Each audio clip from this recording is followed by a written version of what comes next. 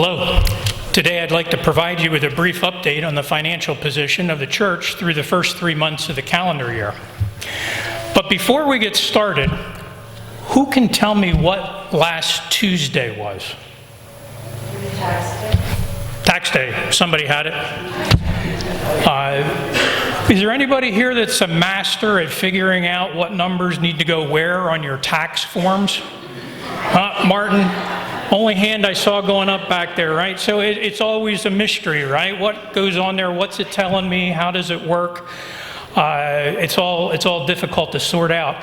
So, we can agree that financial numbers can be hard to understand. So this morning I'm going to ask you to think of the information that we're going to share with you sort of like a crossword puzzle. On the grid that I'm going to ask Bruce to advance forward on the slide here before you, we're first going to go across like we do in crossword puzzles, and then eventually we're going to have at least one column that we're going to go down so that we can hopefully get you to train your eyes at what it is that I'm talking about, and you'll be able to follow along hopefully as we go forward. Our results through the month of March have been mixed year to date. Looking at the first row going across, the good news is that our income is about $2,200 higher this year than it was last year for the same period of time. That's good. If you move to the second row, the news isn't quite as good because our expenses are also up, having increased just shy of $2,000 for the same period of time.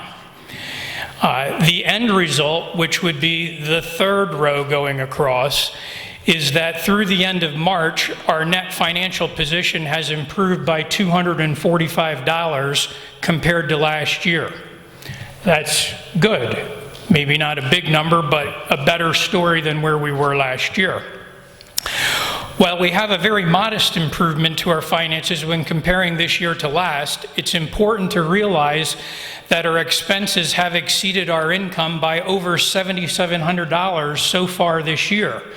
That would be the first column of numbers going down, the red $7,700 figure that you see there on the screen.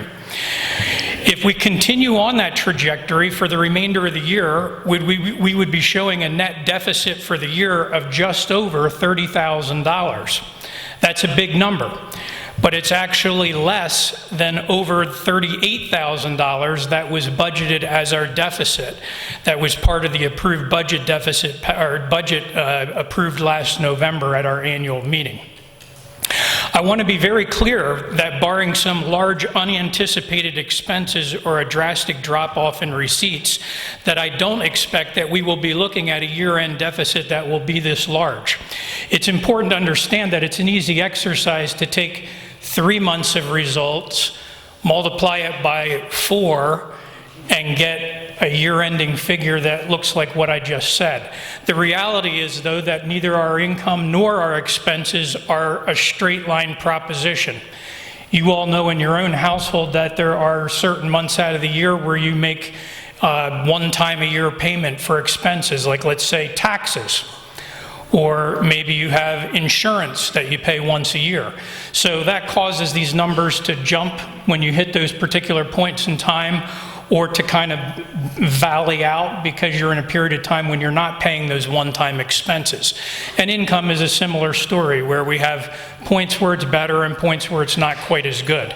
So this is just a simple math exercise to kind of give us an idea of where we're trending, but we realize it's unlikely that we'll actually see a number that is actually that large when we get to the end of the year. The Finance Committee continues to monitor our income and expenses closely each month, and Council is in receipt of monthly reporting that provides information just like I'm sharing with you now, but in greater detail.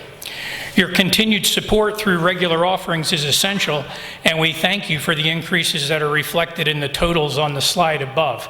Again, you'll note in that first row going across, we are up about a little over 5% in the year in income, And very much of that is a direct response to increased offerings that we are seeing each week.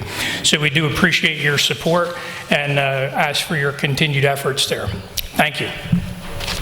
Thank you, Jim.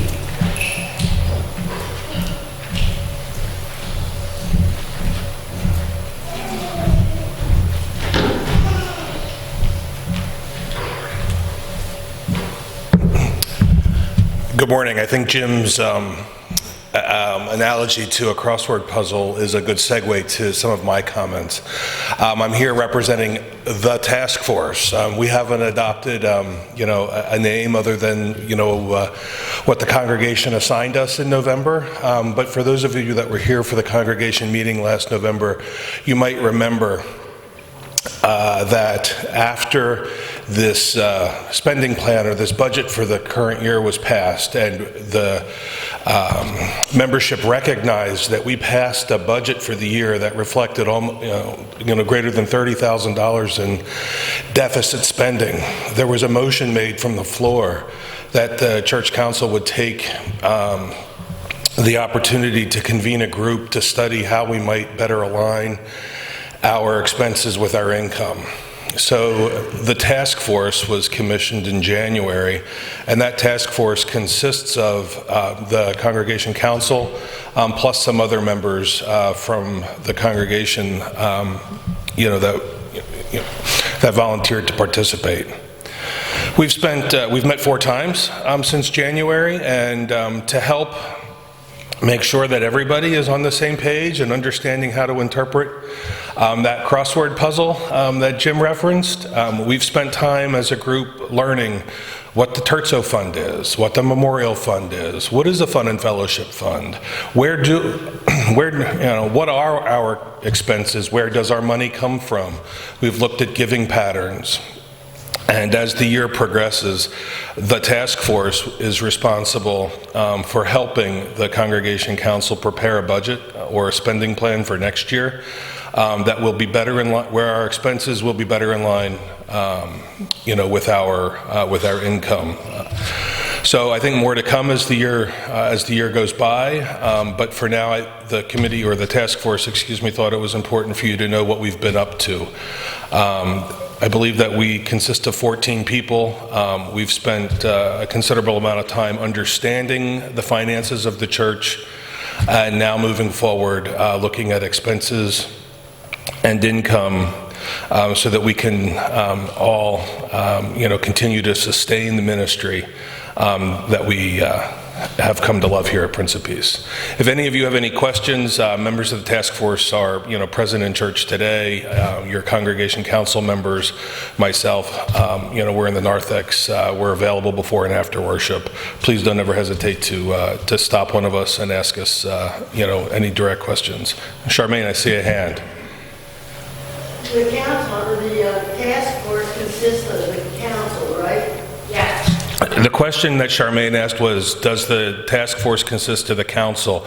The task force consists of the members of congregation council plus other members from the congregation. Who are the other members? The other members, I'm one of the other members. Jim Jennings is one of the other members. Brooks Baker. Brenda Stauffer. And I'm sorry? Brenda Stauffer. And Brenda Stauffer, thank you. I'm looking right. Why don't all members of the task force maybe could stand right now, so you can get a sense of who's on it? And a couple others who aren't in church today.